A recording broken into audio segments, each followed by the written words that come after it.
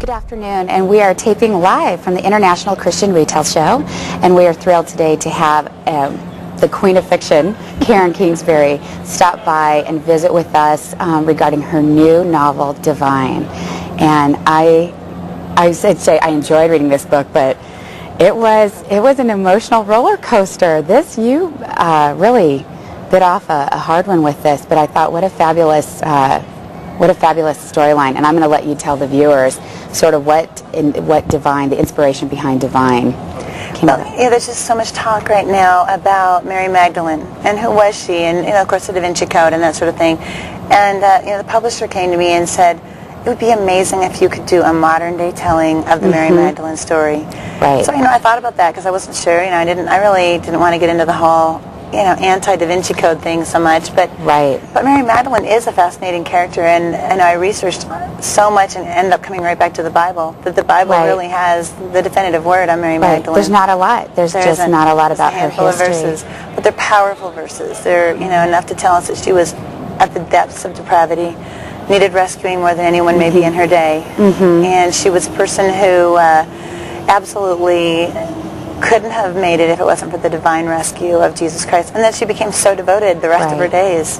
Right, absolutely right. Well, to the end of, Jesus, and I think you did a fabulous job of really weaving in that story into the contemporary, even it's Mary Madison is the central character of the story. And I know that there really isn't much that substantiates Mary Magdalene as being a prostitute. I know that a lot of people believe that. Right. And I personally, after the Da Vinci Code, you really think, who was she and what was she all about? But what is said was that she dealt with the 7 demons. Right. And so you've kind of intertwined those into the story with Mary Madison, and starting off with her childhood, and we find her, all grown up, 30 years old, a woman who now has credibility, has a voice, and I thought that was fantastic because Mary Magdalene didn't quite have that voice back then. Her story has become more profound through the years and through the ages.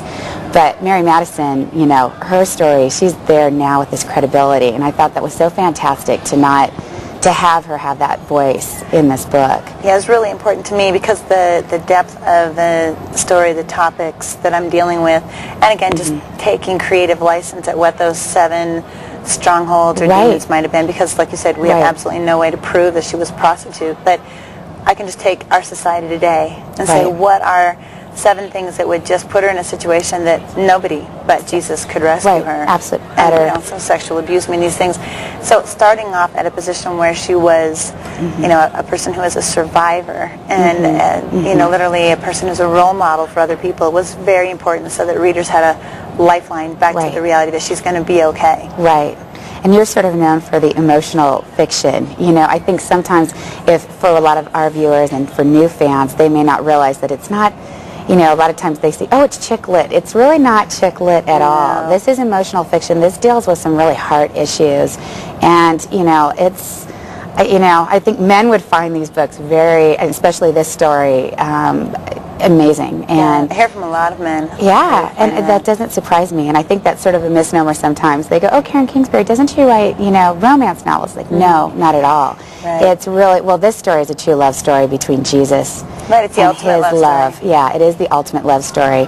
And I know you preface it in the beginning of the book, really talking about how you're going to probably touch upon some very uncomfortable issues. And I thought that was really necessary to set up the story, and like you said, to tell Mary Magdalene's story in a contemporary version. Right, well, and it dovetailed with what I do, with the purpose, I think, of my writing.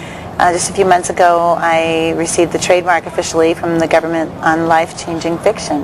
Oh, I love that. Yeah, and what my readers are saying is, like you said, it's not, an easy chick lit type read by any means, that it's this emotional story that's going to take you on a journey and change you, and that, the walls of your heart are down. A story like this is a pure illustration. Right. And we're often very much changed by that. Well, and, I always find, fact is, sometimes scarier than the fiction. In order to set some of this, you really have to dive into some of the ugliness of the world. You can't have this story. You can't have a redemptive story without the ugliness. You right, know, the rescue is all the greater for how exactly dark the trial is. Exactly. Now, when you write, and this is kind of more on the writer's perspective, because I know we get a lot of questions, like how do they come up with these stories, plotline? Do you ever weave any personal stories or anecdotes or individuals' stories into your writing? I do weave those in, and usually it's when it's humor. And it's funny because the emotional part, you know, I've seen something in the news or had a conversation with someone, overheard something, and then God just begins to spin a story in my heart and in my head that happens so quickly. But I'll sometimes have a story and I'll say, okay, that is so deep. I need some levity. I need something that a reader could say, oh yeah, I've fallen down the stairs at a stadium before, or whatever it might be. So those sorts of things. So I'll give you some good ones. I've almost burned my house down too, you know. So that's me, and I usually, God will let some funny thing happen to me that way, and then I incorporate those almost always. Yeah, oh absolutely. And you did in this. There were some moments where I was laughing, and then you think, you kind of have to do that to put the kind of offset, you know, emotion. To really kind of, you know, take a breather for a second and then get back into the story and read that.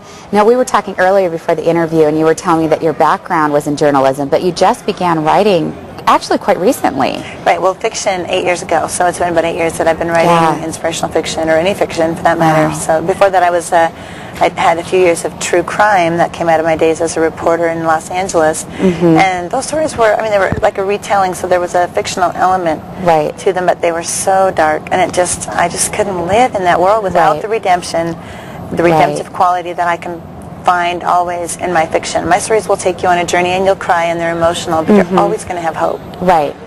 Well, and I think that's sort of, you know, what we love, because we always, you know, at deeperShopping, I know a lot of, we have the name Deeper. We like to dive deeper. We like to look at the heart issues and look at, it's not a picture-perfect world. And, you know, this story of Mary Madison is someone's story. It is someone's story. Of Emma is someone's story. And I love how you set that up, and I would recommend this book to anyone, just to read it and to deal with the abuse. I mean, you sort of covered all of it. The seven trying to get there. She deals with. It's like, oh, mama.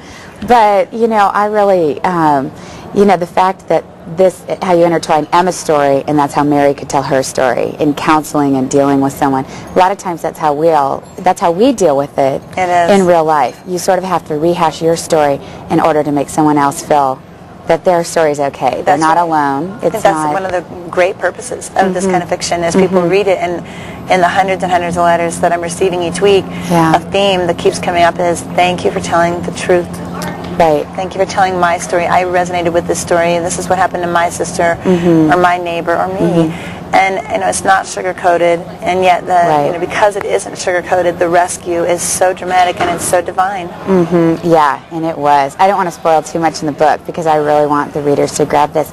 Now, just talking about your writing and some other things in the fiction, is there any other projects that you're working on? You're one of these prolific writers. I'm sure you just have ideas spinning constantly. All the time. This year I'm actually writing 8 books. They won't all release this year, but you know, the last one I just wrote was Ever After, and it's a sequel to Even Now, and I wrote it in 5 days. I wept through the whole process. It's about a soldier. Okay, now I'm like, okay, then I'll have to get the Kleenex box in. Yeah, it's a Kleenex box. I mean, this is the first time in writing that I needed a Kleenex box, literally. So, but it's about a sacrifice of a soldier, and you know how you really don't have sacrifice without love, and you can't really have love without sacrifice. I was going to say, that's actually pretty timely. Is it set? Yes, in contemporary times. So, well, and with everything that's happening right now in the world today, and it's very complicated, and the fact that war is the issue in the book, you know, I lean very heavily toward the side of definitely supporting the troops and you know, our government and what they're doing, their decision. But at the same time, war is complicated, and I have 2 characters who are very strongly on opposite sides. So it's a very interesting ride. And then of course I have the Firstborn series, which is ongoing. I was going to say most of our for that we've got so many people coming onto our site and fans, and that's the series, the Firstborn series that really that will be out, I think, end of July, early August, which is going to be great. And then they'll be kind of every 3 months after that. Divine, same publisher, kind of set me back a little bit on that schedule for the Firstborn series. So I literally have them writing all the time. I have stores that have said, we're on a countdown. We need them. We need them now. Those fans get desperate. Found it's going to be really exciting because really is the redemptive message of Dane Matthews, and how he's found not only by his family but also by the Lord to some degree, and I won't give that away. Yeah, I was going to say, you want to spill some preview, some secret little note that only our listeners will see, our viewers, but... Yes. Well, the found quality is, you get from the title, some finding is going to happen in that book, and it's a turning point. Oh, good. We'll be looking forward to that. And if there's anything that you can share, kind of steering back to Divine, and I love this cover, by the way. It's just the looking up, the innocent eyes, it just is captivating. It just sort of I asked them when we did the cover, I said, this girl has been through so much, some of her by her own choosing, and some because she was a victim.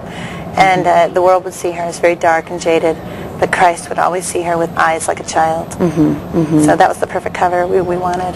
Yeah, I love that. And if you could really share what you want people to, the readers to pull from this. I know it's the redemptive value, but certain little messages I know you really put, dealt with the issues in so many great ways. But if there's one thing that you would want the readers to sort of take away from the purpose of writing this book, and although many of us know the story of Mary Magdalene, but doing the contemporary version, what would that be? What would be the message? I think a lot of single people have seen hope in this book, as well as married people who are struggling with certain issues, or know people who are, but that Christ is enough, that He is divine enough to fill in those holes in our heart and to soothe over the pain and to bring about the healing, that He really, in a world that can feel completely upside down, He really is enough. He's all we need. Oh, that's wonderful. That's so wonderful. Well, thank you so much for stopping by today, Karen. This has been a real treat. Now I'm so excited to see the rest of your fiction and your writing. Now, you're off and running today? And off and running, but I think if I had a final thing to tell readers, it would just be that I wake up every day, and as I pray for my family and I pray for my friends in retail, people like yourself, I pray for the readers. And, I don't know them all by name, but I know that I say, Lord, if you are putting a book like this, one of my books, in their hands, or they're passing it on to someone else, be with them and meet them where they are. So I feel like they're friends, the readers, and that they would know that. Absolutely. There's an emotional attachment. I mean, when you can tap into and write something that resonates with someone that just gets them, they feel that emotional attachment to you. When we meet, it's like a friendship. I'll meet them in line at a book signing, and we can hug, and they'll have tears, and I'll say, I really feel like I know you. I've prayed for you. Yeah. Well, and it's very important to have that connection, that trust, that God has given you the words that they can't find, has given you the way to portray a story and a character in a way that they don't want to share. It opens doors. Books like this can open up a dialogue, can open up,